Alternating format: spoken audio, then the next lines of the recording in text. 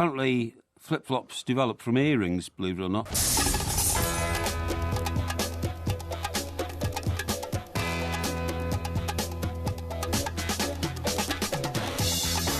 Good morning, I'm Mike Graham, he's Mike Parry. You're listening to the warm-up on Talk Sport. Christmas is edging ever closer, but there's not much goodwill around here. Bobcat Bob is on the warpath with Porky. He's fed up with him making fun of the way he speaks, apparently. And we'll be hearing from him a little bit later. Plus, we've got Everton legend Alan Stubbs coming on ahead of their game at Watford. The Porky Jinx may actually go into effect live during this very show. And we'll have the 1 minute moan, which this week will definitely only last for a minute, unlike last week, where it lasted for a minimum of 2 or possibly 3 minutes, and Porky got himself disqualified. 08717 22 33 and 44. You're listening to the Two Mics with me, Mike Graham, and Mike Parry on Talk Sport.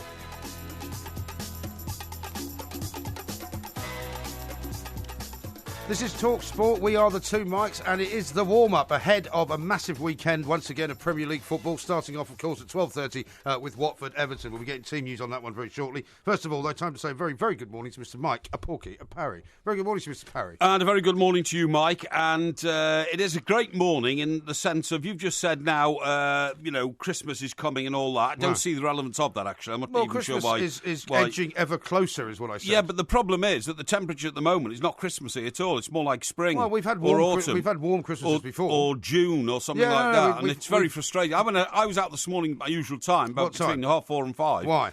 Because I have to look after my ducks and all that kind of stuff. How far away are the ducks from where you live? About 2 miles. What, do you walk there? No, of course not. No, I go on the drive? yeah, I do. Yeah. It's very irresponsible. That. What? It's very irresponsible. Why? Well, why don't you walk there? Well, it's timing, because we have a show here on Saturday mornings, and my preparation. My preparation for shows is immaculate. Yours isn't. So that is approximately 7 hours after you've gone out to feed the duck. Yeah, something like that. How much preparation do you need? Lots. Yeah, well, I can understand that. Because when I'm working with you, I've got to be prepared for everything. Exactly. But anyway, so I'm not sure about the relevance of the Christmas. Well, the relevance of it is this. Coming. Okay, no jingle bells in this studio or anything like that. There are some flashing lights behind you. There's an advent calendar, in case you haven't noticed, which you actually opened one of the doors on last week when we were doing Hawksby and Jacobs, right? And the relevance of Christmas is that Christmas shopping for many people is now the foremost thing in their minds. You try and go anywhere, any point of the day now, today or tomorrow or for the next week. There's no space in any car parks. There's no space on the roads. There's no way to find a parking space anywhere. Every shop you go to has got a massive long queue. Well, you've got to get yourself organised. Well, no, you can get yourself as organised as you like. Yeah, but for most people who do not live a solitary existence, Christmas is a very stressful time. Yeah, well, it's stressful for me, but the early bird gets the worm, and whenever I go Christmas shopping, I'm always at the gate of the multi-storey car park before the shutters even come up. Why? And always at the front as well. Hey? Why? To get the prime place. So you've done all your Christmas shopping, have you? I've got plans for it. Have you? Got plans for it. Don't worry about that. No, you don't buy anything because you get everybody else to do it for you. No, I'm not sure about that. Anyway, let's move on, because the idea that Bobcat Bob... Yeah, he's got it in for you, by the way. He's finally broken. The idea he's now annoyed with you specifically for making fun of his accent. No, well, and where did you get that ridiculous because that's what he said. Supposition That's from? what he said. Do you want to hear what he said? Yeah. Let's hear what he said. Let's hear what he said. It is my biggest game. We've had a few of those already, but I think this one for sure feels like it's the biggest one. A loss like the one versus Tottenham means that got to look hard again. You get to a big match, in a way our version of a cup final, trying to really make sure that you've got the group of guys that seem ready for that kind of challenge.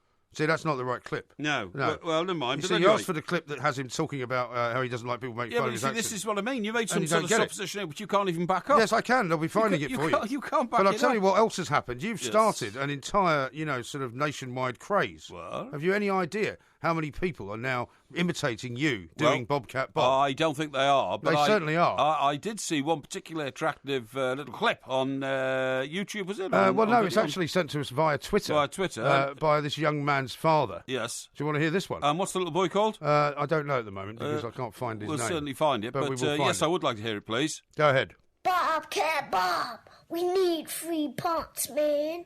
I love that. That's great. Isn't that great? That little guy's about 3, isn't he? He's about 4, I think. 3 or 4, yeah, good. We'll find out his name in a minute. You haven't, so you've put out a clip so far of Bobcat Bob by a 4-year-old child whose name you can't remember. No, his name I can remember. You then tell me that Bobcat Bob is complaining about me paying tribute to him in reproductive quotes. That's right. But you can't find it. Uh-huh. Not having a good morning, are you? No, I'm not really. No. Steve Macker is the boy's father. Right, Steve, thank you. So, Steve, thank you very much for sending sending that in. Yes. And what's his little son's name? He didn't actually tell us what his son's name is, so maybe he doesn't want us to Okay, give his that's name fair out. enough. That's fair enough. Yeah, okay, fine. Which is understandable. Yeah, I love it about, it is my biggest game. Every game's, that's the sort of, every game's a cup final from now on. And I know.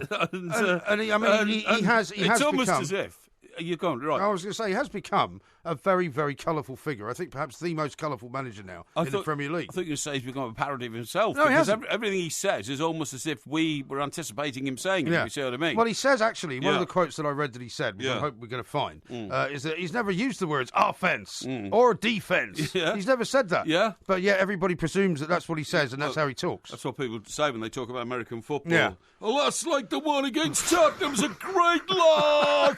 Yeah, of course it is, because, you get battered like that. Yeah, exactly. And I mean, I suppose it shows you as well that Yeah. he's feeling the heat, isn't he? Feeling the heat. Because the chairman of Swansea was on TalkSport earlier this week. Giving saying him the basically full backing. that he's got the full backing That's of the right. board and all That's that, right. which is always a bad sign, isn't it? Certainly is, yeah.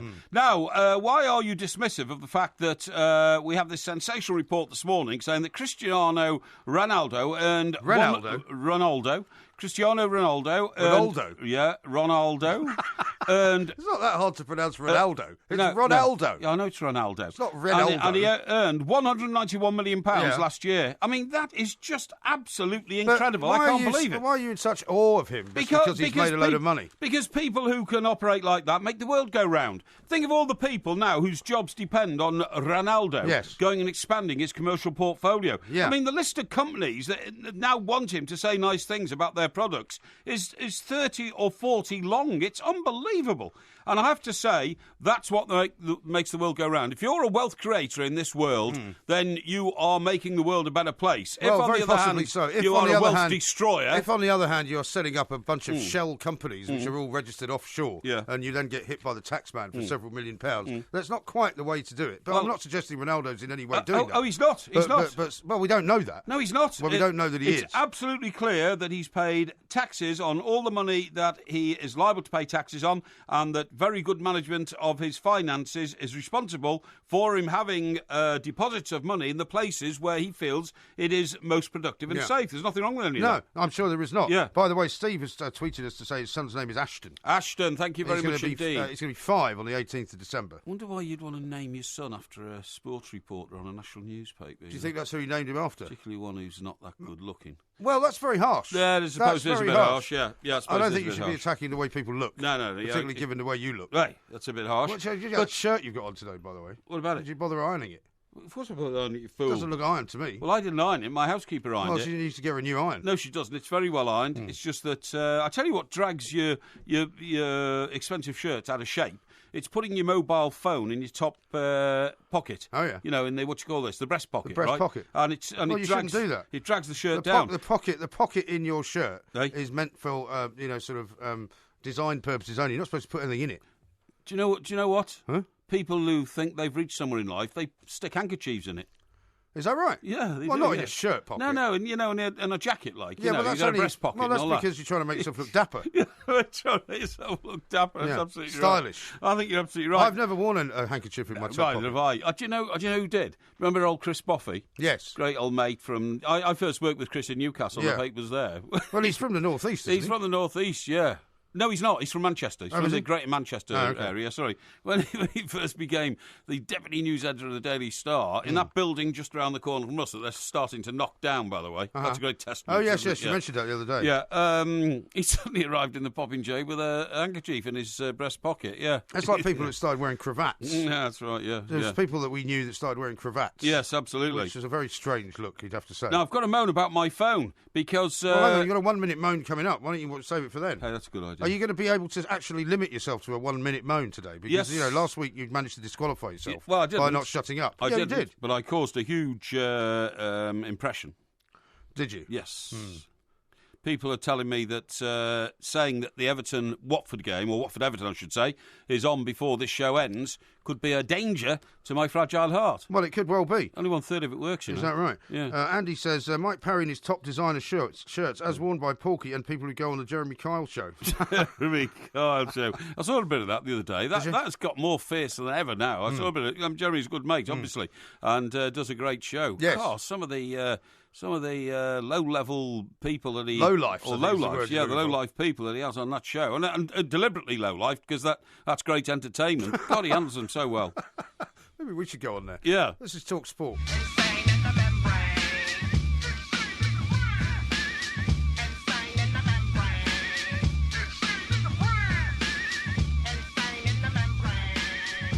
This is Talk Sport. We are the two mics on the warm-up. We've got loads coming up. We're going to talk to Alan Stubbs in a moment because, of course, Watford-Everton is the early game today. It's the early kick-off. Porky's already predicted an Everton win, which is almost bound to jinx the team that have not had a win, I think for, not. what? Is it 8 games now?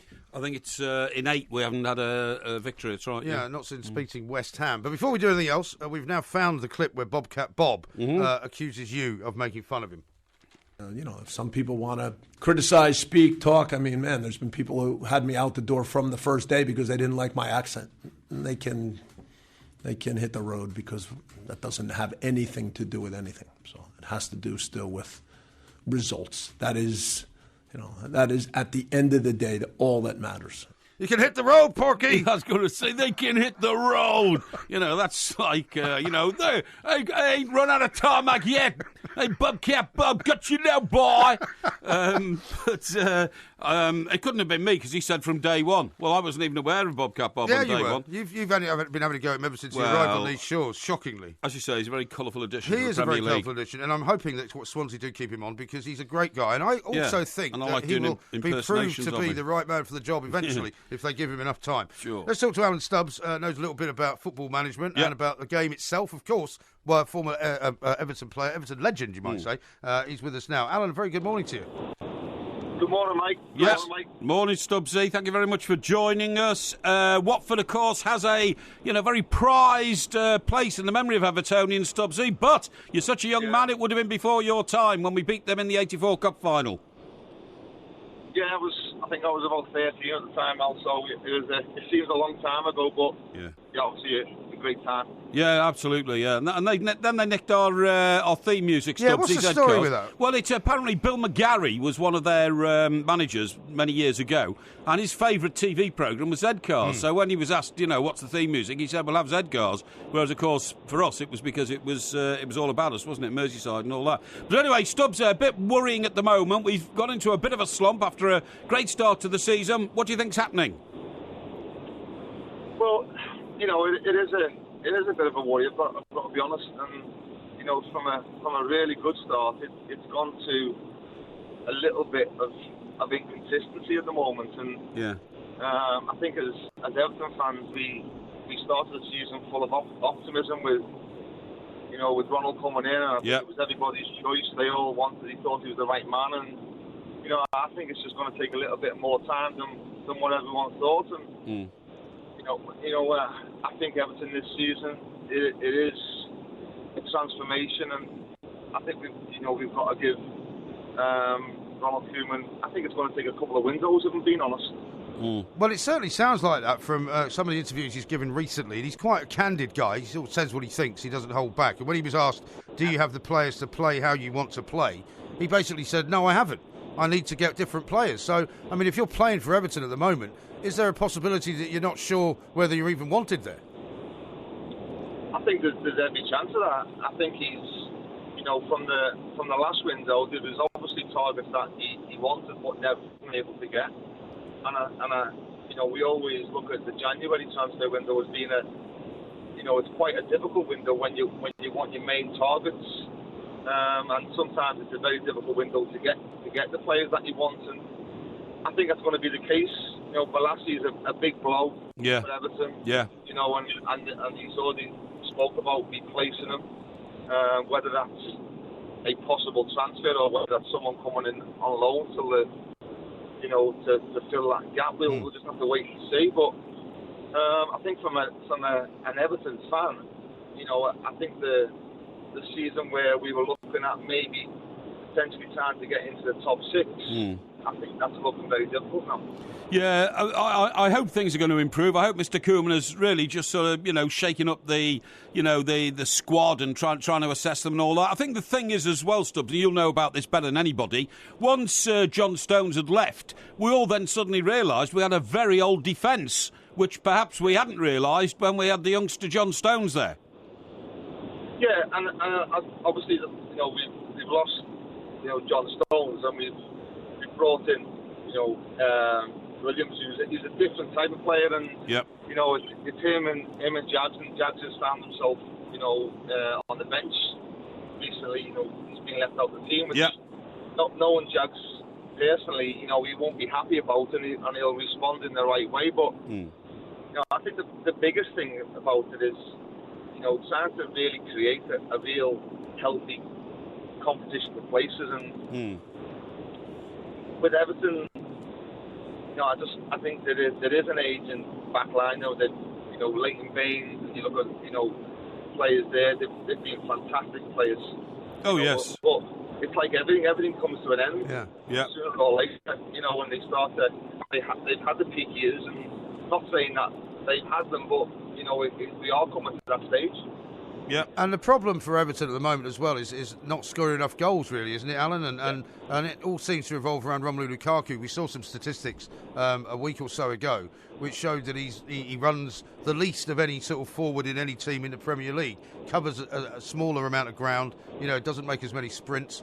Can he change, or is that just the way he's always going to be? I think that's his makeup. I think he is what he is, and when you look at his goal scoring record, his record is very good.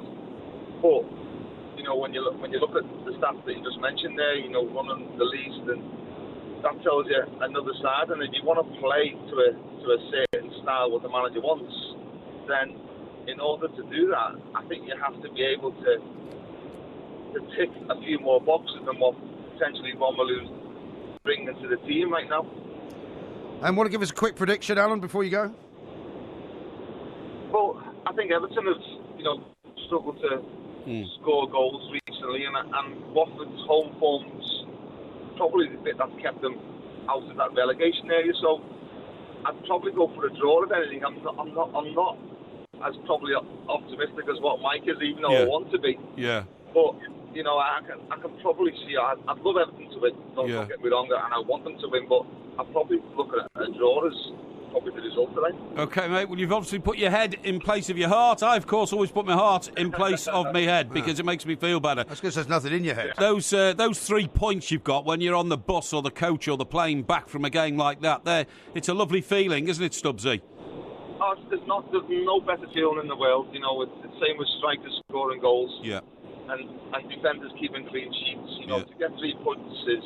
Yeah. It's special. Yeah. It really is. It's special, and you work all week on the training ground for them magic 3 points, and in this day and age, they are so precious that I really love Everton to win today.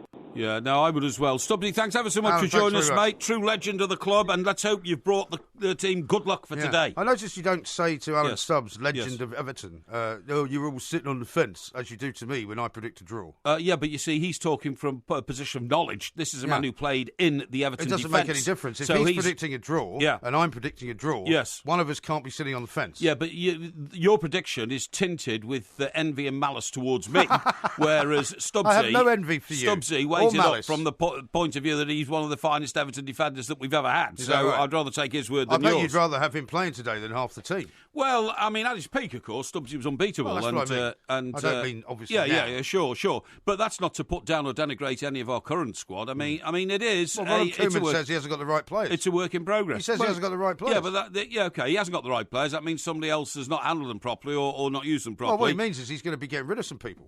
I'm sure he is, and I think that needs to be done.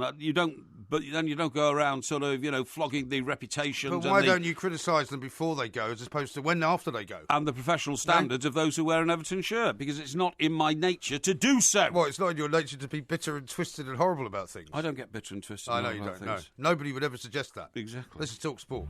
Sitting in the morning sun, I'll be sitting when the evening comes. watching the ships roll in, and then I watch them roll away again. Yeah, I'm sitting on the dock of the bay, watching the tide roll away. Ooh, I'm just sitting on the dock. That's one of the those bay. timeless songs, isn't it? Absolutely. What a brilliant ballad that is. Beautiful. Yeah. Yeah. Beautiful Why are we playing song. that today? Well, Otis Redding. Otis Redding, is he's the guy who performing sang that, it and wrote it. And you might often wonder, and I often wondered Yes. this, is why you didn't really hear much of Otis Redding's music. Yeah. And He it didn't was write much, did because, he? well, he was tragically killed Oh, was he? on this day in 1967. Oh, that's terrible. When his plane crashed into Wisconsin's Lake Monona with 6 other members of his band. Yes. And so, you know, at the age of 26, that was his career snuffed out. I mean, you spoke the other day about John Lennon. Yeah, sure, being yeah. killed, and the anniversary of that was a couple of days ago. Yes. But what a tragically young age to be killed at. How old was he? 26. And he was killed in 67. In a plane crash in 1967. Do you know what? If somebody had asked me in a quiz or something like that, you know, how long has Otis Redding been around? I'd have said he was around until the 90s. Yeah. Which is 30 Well, years because later. the song has lived on. I Wow. mean, it's one of those great songs. It's been re-recorded Yeah. by loads and loads of other people, covered by loads and loads of other Well, people. that's right, But yeah. I just wanted to mark the event, really, because it's one of those great, fantastic, as I say, timeless songs. I totally agree. That everybody, I mean, I don't know anyone that doesn't love that song. Yeah, Do you know what I mean? no, I totally agree. Is that, what was that song written about? Sitting on the dock of the bay. Yeah. Well, it's meant to be about him sitting, I Is it in believe, Jamaica? in San Francisco. Oh, San Francisco. So it's supposed to be San Francisco Bay. Yeah, well, I believe. they call the part of San Francisco the Bay Area, don't they? They You do. know? Yeah. Well, yeah. that was one of the things I noticed when I was there for the earthquake. I see. Or after the earthquake. What do you mean, I see? I haven't said anything. No, You you just said, I see. No, but you said you noticed one of those things when you were there for the earthquake. Yes, but yeah. that was the beginning of the sentence, Yes. not the end. Okay, what's the end of the sentence? The end of the sentence was when I got on a sort of a tube train, effectively. Tube train. And I had to go from San Francisco to Oakland, Oh. which, as you probably know, is under the San Francisco Bay. Yeah, I do. But Indeed. but it had been closed down because of the earthquake, Right. because they had to investigate the possibility there were cracks in the tunnel. Well, of course. So I thought I'd be brave and Stop be the the bay first. pouring in, so Yeah, to speak. so yeah. I was one of the first people to go across after it had been declared safe. Wow, how brave were you? And, very brave. Yeah, and it yeah. said on the side of the train, Yeah. it said Bart. And for a long time, I didn't know what it meant. Bart? Bart. B-A-R-T? Yeah, what do you think it stands for? Bart Simpson? Well, that's what I thought. Was it the start of The Simpsons Well, and we didn't know about You it? see what I'm saying? Yeah, So yeah. it's quite an interesting So story what was now. it? Gay Area Rapid Transit. I like it. Bay Area Rapid Transport. Yeah. Transit. Transit, yeah, transit. Very good. Now, a couple of tweets and things to read out to you. Yes. This is from Sue in Exeter, who seems to be under the misapprehension that this is the Mike Parry show. Yes. Hi, Mike Parry, she says. Great to hear you this week. Please let us know when you will be on over the Christmas period. Love, Sue, your fan from Exeter. It's brilliant, Well, isn't thanks, it? Sue, for sending in such a lovely note to the two Mikes. Yeah. Who No, seems to have Sue. completely ignored the fact that there's two of us here, that we will be working over Christmas together, No. and that Mike Parry is not, in fact, a lone act on this show. Excuse me. Sue, the point you're making is that you have been a listener to me from the early days when I would work with somebody else, and now I've ended up working with all four eyes here. You've ended up working with me because I'm the only one that can work with you. Yeah, all the that's other probably people right. you worked with All asked for gave you up. to be removed. Yeah, that's right, something like that, yeah. But see, Andy Townsend's now come back to talk sport, but without you. He seems very happy about that. Yes, he did the breakfast show one day this week. He didn't did. Yeah, with Danny Kelly, actually. It was on a day when Monsieur Brazil was on a rest and recuperation mission. No, I think you'll find he was on a previously booked That's what I'm saying. holiday day. Absolutely. Off in Yes, lieu. absolutely. Hey, listen, talking about musicians and all that, you know, we talked about Emerson, Lake and Palmer the other day. We did, because Greg Lake died. Greg Lake died. Yeah. And you know, I was studying the antecedents of his life and all that kind of stuff. Were you? When Emerson, Lake and Palmer were at the height of their fame, I think, what would that have been, 1975? Probably in that sort of period. 75, yeah. right, yeah. So they decided then they were the best group in the world. Yeah. So they all go completely mad and decide on an American tour, which was the most expensive in history to this date. They had 11 trailer trucks. Yes, I vaguely remember this story at the time. Each one was about the size of the Empire State Building turned on its side. Right, there are 11 of those. They had 75 technicians travelling with the trucks. Yeah, seriously. Well, this was the height of what was then called absolutely. prog rock, Yeah, but it it became was known prog as rock, it became known as kind of snob rock. What did prog rock stand for? Progressive rock and roll. roll. Yeah. Anyway, they're all in all this schema, and after about the second concert out of a tour of about like 16. And it didn't take them like a week to set up in each place or something. Absolutely, they would all of this stuff across the stage and then take 5 days to build the stage and all that kind of stuff. After about the second one, somebody pointed out that if you lose as much money on the next 15, as you've lost on the first 2. You won't have any money left. No, they were told you will have to sell your houses when you get back to Britain. Yeah, because there will be nothing left. I mean, it was just, the amazing era of excess. Because I think Led Zeppelin did the same sort of thing, except that Led Zeppelin had their own plane. Their own plane, that's right, yeah. As you've seen that photograph by Mr. Redding. Sure. But what I'm saying is, while they were flying around America, somebody on the ground with all these lorries was carting the stuff all over the place, weren't they? Well, it was a thing that nobody had ever done before, and nobody ever knew how to do it. And so, if you go back to the early days of the Beatles, they would travel with their, Marshall amps and just stick them on the stage. That's right. Whereas this has now suddenly become a massive, the speakers the size of your house. That's right. Yeah, incredible. But one of the things that I was going to mention to you as well was, luckily, we don't really travel as heavily as that, do we? We travel to Glasgow this time next week. I hope you're prepared for this, by the way, because we haven't done a live show since the beginning of November. Oh, don't worry about that. And we're going to the garage in Glasgow this time next week. We'll be getting on a plane and flying up to Glasgow. We will. To do our second show up there. That's right. There's still a few tickets left if you want to buy one and come and see us next week. Unfortunately, we won't be on the radio because we agreed to do the show up in Glasgow a long time before we were booked to do this show. Which we don't want to let you down at all. So hope we'll see you in Glasgow. Yeah, absolutely right. Now, a couple of tweets for you. Here's one from Jane. Hit the road, Porky. You're on Bobcat Bob's radar. He's got you now, boy. Well, another one says that Bobcat Bob's going to stuff his envelope down Porky's throat one of these days. It's very possible. Mind you, if he loses to Sunderland today, I think it could be all over. Simon says this: has Porky been on the Red Bull this morning? His bet-safe predictions are all over the place. No, they're not. Honestly, they are. Well, finally... you've got Hull to win and Hull to lose. No. You don't understand. You see, it's you've got to have two ways of thinking these things through. The charity bet has a different line of thought than the trebles. No problem at all. And here's one from Jude who says, why has Mike Parry got ducks? Are they pets? Does he eat them? What other pets does he have? No. Well, he goes and feeds them. Yeah, you should know that I'm a member of a duck conservancy. It's down in Stockbroker Belt, Surrey, and it's part of a charitable and volunteer movement to make sure that our wildlife, our wildfowl, in fact, don't suffer at the hands of the elements or the hands of unsavoury people. Unsavoury people and the elements. Well, you should live in a nicer part of town. Anyway. What do you mean? Well, I mean, if you're worried about the elements and the kind of people that are around your ducks, maybe you should move the ducks to a nicer part of town. It's in a beautiful part of town, actually. The ponds are, generally speaking, in little woods. Well, why don't you tell us where they are, then other people can go and feed them in your absence? No. I don't want to put undue pressure on the resources. That's because you don't go there, do you? Of course I do. On the resources that surround the Do you have names for the ducks? No, you don't. I can't. It's very difficult to tell one duck from another, to be honest, because they look very similar. Well, you're a duck conservancy. Surely you should be able to tell the difference. You can tell. Which ducks. They have attitude ducks as well. Some of them come out the water and they paddle up their big feet up towards you. And they feet? Yeah. They've got big webbed feet. And, well, I all know what ducks' feet look like. I know. And some people eat them. Well, I'm not sure that they wouldn't eat the ducks on the pond where I go because, I think ducks that appear in shops, in supermarkets and all that, are bred for eating. They're not bred for putting on ponds in villages in Stockbroker Belt, Surrey. From G. Shaw, he says, legend has it the producer told Otis Redding he needed another song for the album that was being recorded, so he went and sat on the dock of the bay. Oh, is that right? So that's the story. That's fantastic. Very I love possible. That. I love the background to that. I was talking to the postman.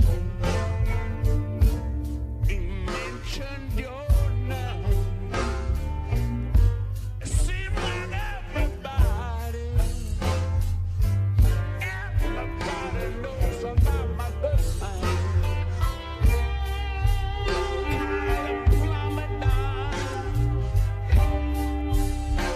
Must be a leak in my drain.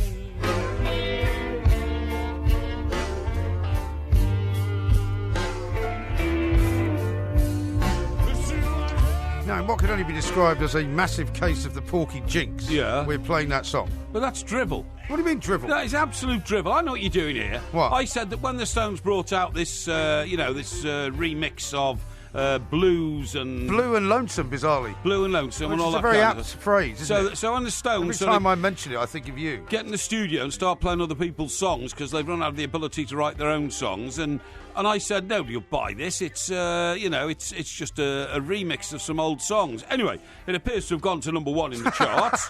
So, okay. Well, don't just say that with such sort of, brevity. I think the point is it needs to be built up. No. You said no one's going to buy this album. Yes. No one. Well, yeah, it but is going to flop. You said it would be probably one of the worst-selling Rolling Stones albums of all time. Well, all I can say is, if it consists of songs like the one we've just heard, it is drivel. That does not sound like the Rolling blues, Stones. man. No, it's not. That is, do you know what that sounded like? That Sounds like the blues. Sounded like a group of guys who got together in somewhere like Tennessee or maybe New Orleans or something like that, and started strumming a few guitars and all what's wrong with that? It doesn't sound like the Rolling Stones, and I believe it's drivel. You see, if you had listened to any Rolling Stones music aside from High Tide Green Grass... Well, it's all their great hits were on, of course. Well, it's what some of their hits were on. No, it's what all their great hits were on. Yeah, but the bit that you don't get about music is you don't just listen to the greatest hits, you listen to the whole album. No, I listen to what I like. Because, I know that, but that's because you're, unfortunately, you have the absolutely opposite of eclectic musical taste. No. Eclectic musical taste is when you listen to the best bits of everything, right? Well, I don't... You listen to the most popular bits of everything because you believe popularity equals good. What I do is, when I listen to anything on my system at home, I sit with a control in my hand, and if the track comes I don't like, bang, I go straight past it to another one I do like, okay? Bang. But I mean, I can tell you something. Even in the 60s, the Rolling Stones, right, they brought out what their commercial hits were, 90th Nervous Breakdown, Paint It Black and all that. And then all of a sudden, this rubbish comes out under the name of the Rolling Stones. This rubbish that you've just listened to? No. The one that's gone to number one? No. A rubbishy song comes out called Little Red Rooster. Yeah. And it's Mick Jagger whining down a microphone, I want to go and see my little red rooster. Do you know what the second line of the song is? Do you know what the second line of the song is? I'm a little red rooster. Do you know what the second line of the song is? Yeah, go on, tell me. No, you tell me. No, I don't know. You don't know, It's do a you? rubbish song. I never bothered listening to it. Too lazy to crow today. Too lazy to crow today. I am a little red rooster. You almost sang that as Brendan Rodgers, didn't you? Too lazy. Why don't you sing it as Brendan Rodgers today? Why don't you sing? No, let's not get carried away. Everybody knows you can't sing. But I mean, and that it's was not rubbish that. in It's those that. days. That's what it is, by the way. The minute it's been a big week for Mick Jagger. He's your father again, isn't he? 73. Eighth child at 73. Yeah, good for him. Now, is that highly irresponsible or what? Well, no. It's his business. I don't know why people get so worked up about it. Well, I think it's highly irresponsible. Why? Well, what do you care? Well, what's it got to do with you? No. This kid is not exactly going to be a drain on the state like you are. You've cost us millions. I'm not a drain on the state. You've cost I've us never been a drain on millions. the state. No. Saving your life cost us a fortune. Excuse me, have I ever asked the state to provide a home for me? You've drained over my head. You've drained about $8 million out of the NHS budget during my rest periods, during my multi-purpose career. Multi-purpose. I have never gone to the state and said, look, I need assistance. How much do you think your heart ailment costs the NHS? Yeah, but that's part of a bigger picture. No, it isn't. I would say, in fact, the fact that I myself suffered from acute heart failure and dilated cardiomyopathy actually improved the finances of the NHS. Really? Because people came to believe and realise what it was all about and how useful it was. Well, I'll tell you what I've come to realise is this show only lasts for 2 hours and you've already talked your way through more than half of it. And we've got to talk to Tony and Chenzo in 1 second. How about this, though, from Pete, who's obviously on the ball. He says, if the show ends at 1 o'clock, you need to start Porky's 1 minute moan very soon. Hashtag less than an hour left. Yeah. Now, how about this from Gordon, apropos the Emerson, Lake and Palmer. Did you know that Carl Palmer's 70s drum kit was commissioned by British Steel? Yeah. And it weighed 2.5 tons. I've read that somewhere. With all the percussion. Yeah, I know. Amazing. How do you get that carted around without a crane? Well, you probably do need a crane. Yeah, you probably have to another lorry with a crane on it. I'd imagine you would, yeah. It must have been very solid, and it makes me wonder whether the resonance of the actual drums themselves was inhibited by the amount of metal it took to build them. What, because you know an awful lot about percussion now? Well, I know a little bit about percussion. I know that the beats are 1, 2, 2, 4, and so on. Yeah. And so on. Yeah. And 1, 2, 2, 4, and so on. Yeah. Brilliant. Yeah. Yeah. Well, you didn't know that. You, Ringo Starr, Keith Moon, John Bonham. You didn't know that. Goodness gracious. This is Talk Sport. The last two of them are dead.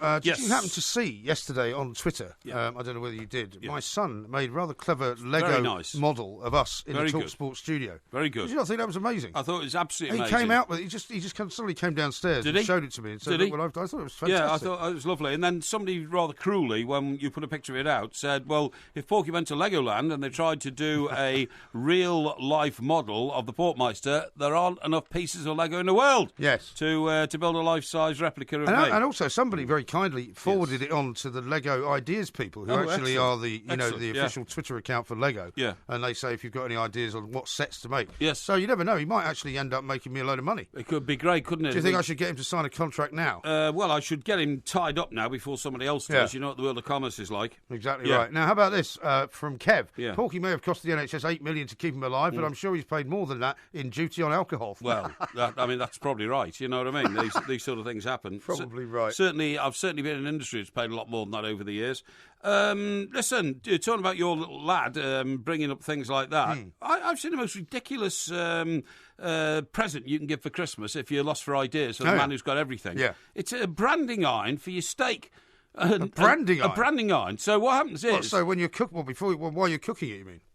So you like doing a bit of cooking. So you're doing the old, outside barbecue next summer at your, delightful place down in the country. Yeah. And then just to impress people, you've got this branding iron. And you know, we come from an industry where they used to have wet set lettering. In fact, your father was involved in it all his life. You know, hot metal. Hot metal, where they would make up the pages from individual letters. Well, this has 52 letters. Really? Yeah, and you put it on the end of your branding iron. You can put the name of the person it is, and then you can brand their name on the steak while you're cooking it. That is the ultimate sort of yuppie thing, isn't it? I'm surprised nobody's come up with this before. Yeah, absolutely. So what you just basically you put their name on the steak. Yes. Well, I suppose if you're cooking a lot of them, and some of them are having to be done well or medium well or rare, maybe it's a help for people who can't remember very well. But it's a bit naff, isn't it?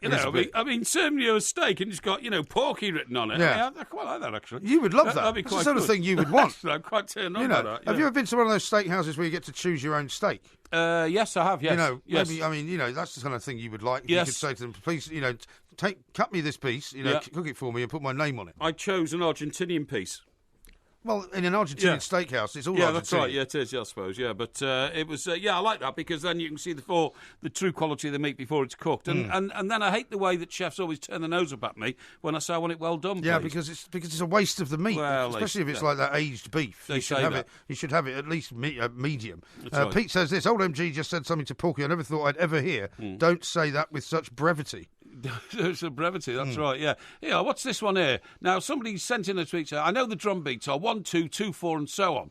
So Porky's never listened to Palmer, Baker, Heisman, Bruford, etc. I don't know who Bruford is. Who's Bruford? Bruford? Yeah. Bruford used to play for Yes. Oh, did he? Okay, remember Yes? Yeah, I remember Yes. Yeah, Andrew says this. Poor old Tony. Shocking how MG speaks to guests. I was riveted by the history of MK Dons. Well, if you want to know about the history of the MK Dons, mate, what I suggest you do is buy a book or look it up. We haven't got time on this show to have it explained over the course of 15 minutes. I'm terribly sorry to say. I totally agree. Hey, listen, another great scheme that I've come across. These ladies buy these bags that sometimes cost £50,000. Do they? Yeah, they do. Yeah. Well, I've never been with a lady that bought a bag for £50,000. Apparently, you can buy bags up to £250,000. Well, I'm sure you can. Well, you can go buy yourself a Bugatti Veyron if you want. But, well, I prefer my Jaguar. But anyway, the point is, for the lady about town, you now go and rent these for a night, and they cost. Well, the ladies or the bags? The bags. You rent the bags. Oh, right. The ladies go in and rent a bag for the night. So where'd you rent it from?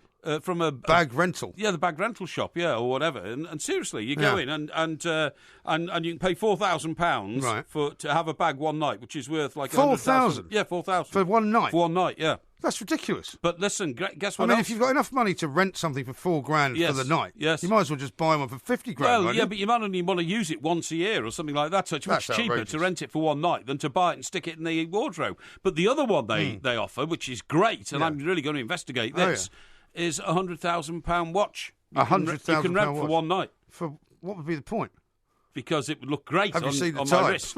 yeah. What sort of watch Have is you it? seen the price? A Rolex. It's a Rolex. I've Rolex. already had a Rolex. Well, yeah, but my Rolex isn't worth that. No, your Rolex is the cheapest one around. No, right? it's not. It is. Your Rolex is the worst unfair. Rolex I've ever seen. Well, it's still a Rolex. You haven't got one. I haven't. No. But that makes you so much better than me. Yeah, because you're inferior to me. You've got right. a Rolex. I haven't got a Rolex. I'm inferior. I'll tell you what. Anybody. What watch are you wearing today? This is my. That looks like one of those Action Man watches. It is my Action Man one. Yeah, because I was out this morning, wasn't I? And it was the. Well, watch. you weren't exactly out this morning like bog snorkeling, were you? No, I was not bog walking. snorkeling. Yes, I know, but this is the one I keep in my shower room. So that's the one I went for when I got back. Was it waterproof? Yeah, it's waterproof. Yeah. No, you see, works underwater to a depth of 2 feet. Do you know what? I think it's an absolute truism. Anybody who is anybody, it's a truism.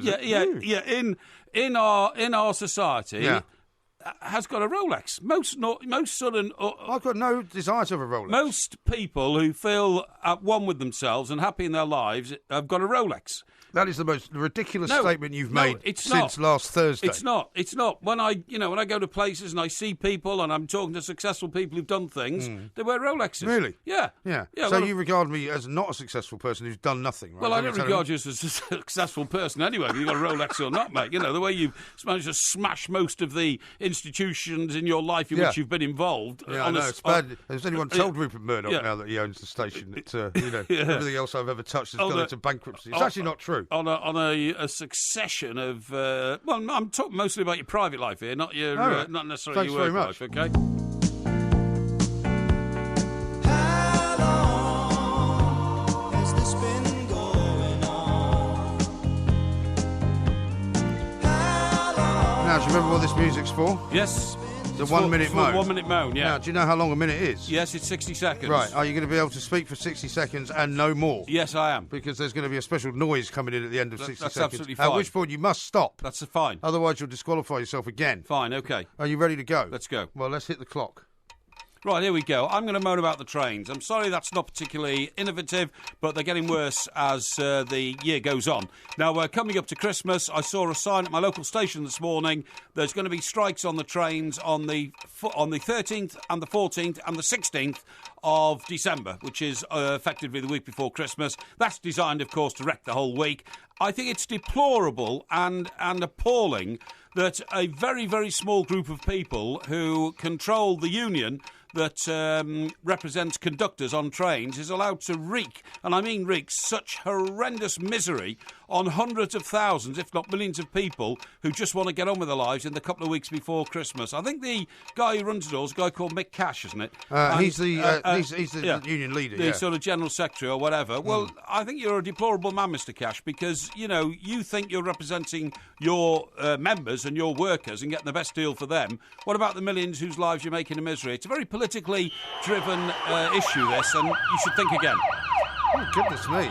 That was relatively brief for you. Thank you. You actually managed to stop at the right time. Thank you. Well done. Yeah. Would you like to start the clock for me? I'm going to start the clock for you. I'm looking at the boy behind the glass and I'm saying give it 3, 2, 1.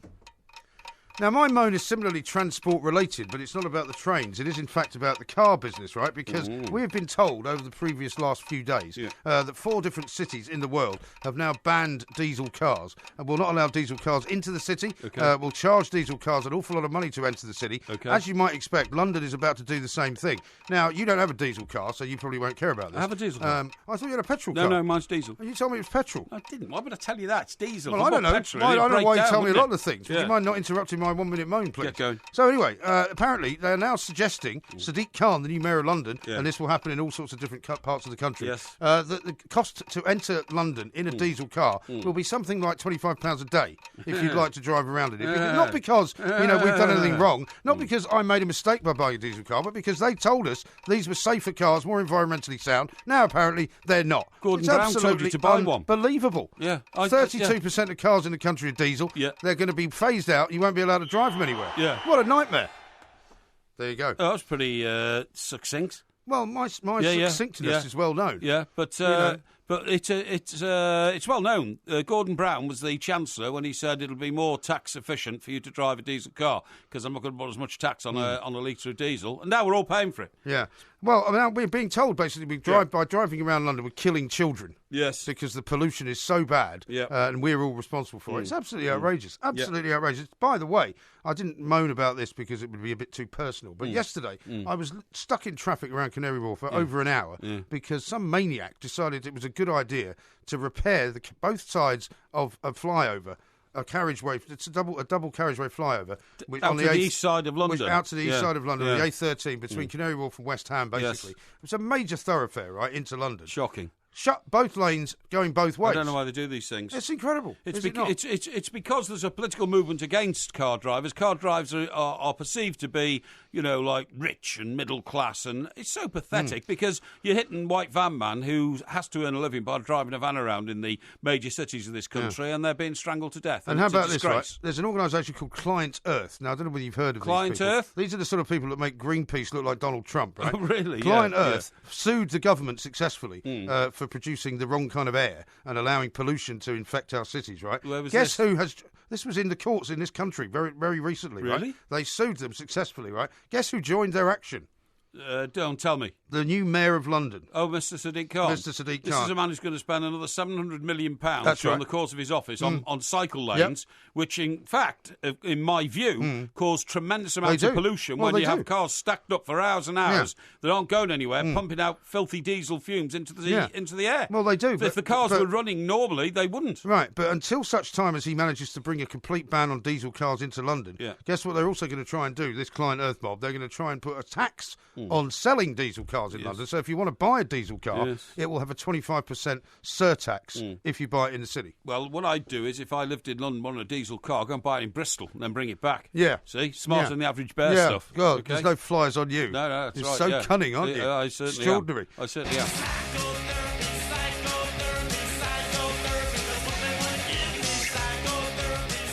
Unfortunately, Everton have gone one up. Let's go over. What do you mean, unfortunately? Well, because I've got my charity bet on Watford winning. Oh, yeah, but you So, you know, Ollie Wilson is there. Ollie.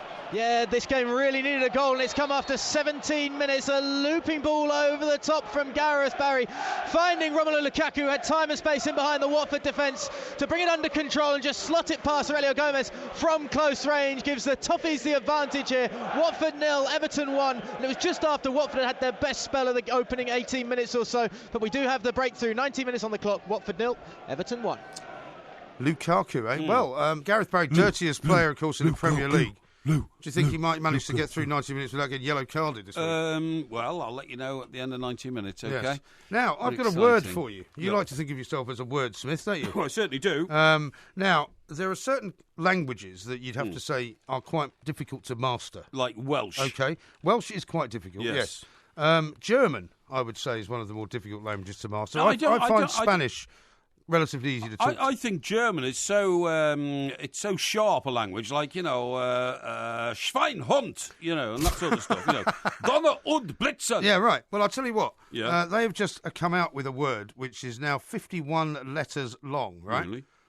This is now known as one of the longest words. How do you mean they've just come out with it? For what reason? Well, do you know? because what it is a description of what was the presidential campaign in Austria, right? Oh, I see. So until this moment, it wasn't really a word that was in use, right? Right. What it means is the postponement of the repeat of the runoff of the presidential election. Okay. And what is the word, please? Well, I was sort of hoping you might have a go at it Shall I have a before go I at it? did. Would you like to have a go at Got it? it here in front of me, okay? Yeah, go on. So, again, this means the postponement of the repeat of the runoff of the presidential election, and it goes like this. Yeah. Bundespräsident Stickwahl wiederholungs Verschiebung. Why have you read it with a Dutch accent? No, I didn't. Yes, you did. I'll do it again if I you know, like. I'm going to have a go at it now. Okay, go on. I'm going to say, Bundespräsidentschwahl Wiederholungsverschiebung. Yeah. That sounds Dutch as well. You did. You're You've made me sounding talk- much more Dutch than You've mine. made me start talking like Ronald Koeman. Mine was very Alemannia, if you know what I mean. You know, Teutonic. Yeah. I'll do it again. Bundespräsident Stickwahl wiederholungs Verschiebung. That's better. That's It is. better. Now, That's apparently, better. this word came top in a poll of 10,000 people Yeah. in terms of wanting to know what the word of the year Yeah. is, basically. Yeah. Because the words meaning and length are a symbol, an ironic commentary Mm. on this year's political events. Because apparently, the Austrian presidential race went on for so long, Yeah. 7 months, recounting this and all the rest That's of it. right, yeah. That people started to get fed up with it. Of course, the German language also contains words you can't translate into English, and the most famous one is Yeah. Schadenfreude. Schadenfreude. Because Yeah. Schadenfreude, of course, is Well, the... you can translate it. It's just that it's more. You it's can't in one word, though, Not can in you? one word. No. No. Well, the same with this. Yeah, I mean, exactly. this is 51 letters long. Exactly, yeah. But Yeah. you can only actually explain what it is Yeah. by speaking in a sentence. Schadenfreude is taking pleasure in your opponent's or enemy's misfortunes, isn't Correct. it? Yeah? Yes. Yeah, there you go. I'll see? tell you a funny story about that. Yeah, actually. go on. Although you may not think it was funny. Yes. When I was in America and I used to write for the Sunday Times, Right. which, of course, you've never written for, if I'm correct in saying, right? Well, I've never had to. Yeah. Well, you've never written for a broadsheet newspaper, have you? Of course I have. You have not ever written for a broadsheet newspaper. The Times took an extract from my book, believe it or not, What? Rooney Tunes. You're joking? No, it didn't. Took the chapter. I don't believe you. Took the chapter on. I don't believe you. On his intelligence that I proved. Where is the cutting from the Times? Well, I may have it somewhere. You but may. I proved with a Cambridge professor. I'm not interested in your book, okay? I'm not talking about your book. We're not talking about it. There isn't time. Was brighter than Einstein. That appeared in a chapter, and the Einstein? Times. Einstein and the Times. I don't believe you. The Times took it. I don't believe you. Tony Evans, who is a regular contributor to this show, was the football editor at the time. How much did you pay him? I didn't pay him anything, but he took it and put it in the Times. Really? Okay? Yeah. Well, I want to see the cutting. Well, I'm going to talk to Tony about it and get the evidence. Why don't you do that? Yeah. Because I don't believe it until I see it. Anyway, go on. Well, anyway, I wrote this piece for the Sunday Times, and I can't remember what it was about, but I was in America. It appeared in one of their, home news pages. Yes. And, big page lead and all that. And my father rang me the next day because he used to like keeping my cuttings, right? Right. And he said, because my dad was very much of a wordsmith, much more of a wordsmith than me. Sure. He used to do the Times crossword and all that. Yes. And he said to me, pretty great piece that. He said, one of your best ones. He said, also, very impressed with the fact that you put Schadenfreude into the intro. Yes. To which I said, oh. Well, of course, it's one of my favourite words. Yeah, of course. I hadn't put it in the intro. It had been inserted by It somebody had been in London. inserted by a sub-editor. Yeah. And that was the first time I found out about the word. Oh, I see. Right. Yeah. Okay. Well, you see, the difference between you and I is I tell self-deprecating stories. Yeah. You only bum yourself up all the time. No, I tell. You do? I tell self-deprecating. When was the last self-deprecating story? You can't even say it. I can. Come on, Watford. I tell people all the Oh, time. that was close. I tell people all the time that sometimes I get things wrong. Like what? When was the last time you were wrong? Well, let's see if you can answer that question. No, I always make a joke about the genius of my investment in an internet TV sports station. Yes. Don't I always make a joke about that. Well, that's the only one you make a joke and about. that cost me so much money that, I nearly had to emigrate. You know what I mean? Yeah, I wish you had. That's very nice, isn't it? Yeah. Now, how about this? Paul says, 2 brilliant 1-minute moans, but MG wins for me due to the absolutely disgraceful plan to charge for diesel cars entering London. Yeah, except Thank we you very knew much. all that. We knew all that. Well, I'm afraid that's me with another win then. What I was bringing to your attention was another planned strike against the great British public by a very small group of people, self-serving and politically motivated. And by the way, when are the government going to appoint a transport secretary that does what Ronald Reagan did to people who went on... the Gipper. When people went on strike for no reason and caused misery to the lives of millions. You're talking about the air traffic controllers. The air traffic controllers. He had them put in chains and had them... well, he didn't have them put in chains, actually. He did. No, he didn't. He had them fired. They were. Didn't you see the ones who ended up in court with manacles? No. Yeah, well, I did. No, I did. Sure, that was a different case. No, it was the same case. Now, I'm not suggesting for a moment that we should go around and start chaining up our trade union officials, Not a bad idea, or workers on trains, I'm or not that sort of against it. thing. But we need to have a balance in society, and that is that you can't have a very small group of people causing untold misery and costing the economy hundreds of millions of pounds just because they have a bit of a gripe on a very minor issue. Yes. And try and disguise it as, well, it's a national issue, it's all about safety on trains. It's not, because the issue they're fighting on, and this is about conductors on trains, You see, you're doing has it been again. proven... You're doing it again. Has been this is proven... not the 1-minute moan, it's not the 5-minute bloody moan. You be quiet. Has been proven to work on other forms of transport without any problems. Now, coming up this afternoon, as Yeah. if you wouldn't know, there is a lot of football going on. We've got a live game at the a lot of moment. football going on at It's the moment, 1-0 mate, to which is interesting, Everton. me. 25 minutes gone. Of course, our live game is Leicester City against Manchester City. Yes. But don't forget, Bobcat Bob is coming up with Sunderland down there in Swansea. Bobcat! He's not happy about the way that Good you've been boy. making fun of him. But earlier on in the show, we played the young son of Steve Macker telling us what he thinks of Bobcat Bob and the impersonation that you've been doing. Here's young Ashton. Bobcat Bob, we need 3 pots, man. I love that, yeah. It's great, isn't it? And that is young Ashton, Young isn't it? Ashton, his birthday's coming up on the 18th of December. I think he's going to be 5. Excellent. So Good well for him. done. Well done. Well done indeed. On digital radio and 1089 and 1053 AM. The warm-up with John Richardson and Matt Ford on Talk Sport.